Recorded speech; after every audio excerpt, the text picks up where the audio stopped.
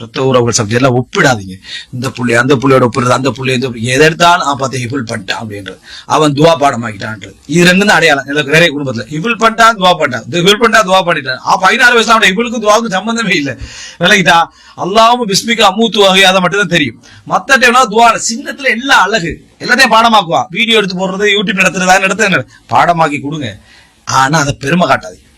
கூப்பிடுறது 5 பேர் இருக்க கூட, உனக்கு என்ன பாடம், உனக்கு என்ன, நீ வா சொல்லு துவா வேண்டது, துவாவை சொல்லுவான். இப்படி பழகணும், இப்படி பாடமாக்கணும். அப்படியெல்லாம் ஒன்றுமே இல்லை. படிச்சு கொடுங்க, எல்லாம் செய்யுங்க.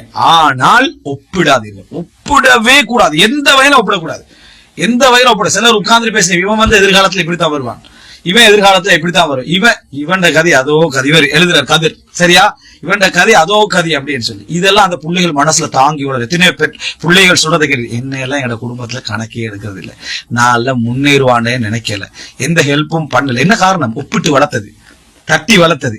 ஆனா அது பாதிப்போன மனசுல இருக்குது. அவன் குடும்பத்தை நினைச்சா என்ன வரும்னா, என்னையும் ஒருவனாக முன்னேற்றத்துக்கு தான் என் குடும்பம் என்ன செஞ்சுச்சு, ட்ரை பண்ணிச்சு. அவங்களால ஏலாம் போச்சுன்னு இருக்கணுமே தவிர, இந்த ஒப்பிடுற தன்மை இருக்குதே, ஒப்பிடுற தன்மை சில பெற்றோர்களுக்கு தவிர்க்க இயலாது. அது கணவன் மனைவி பேசப்படும், பிள்ளைகள் பேசப்படும், அதையும் தவிர்க்க பழகணும், அது ஓகே. ஆனா வெளிப்படையா ஒப்பிடுறது இந்த விஷயங்களை நம்ம அதாவது கவனம் வைக்கணும். 7வது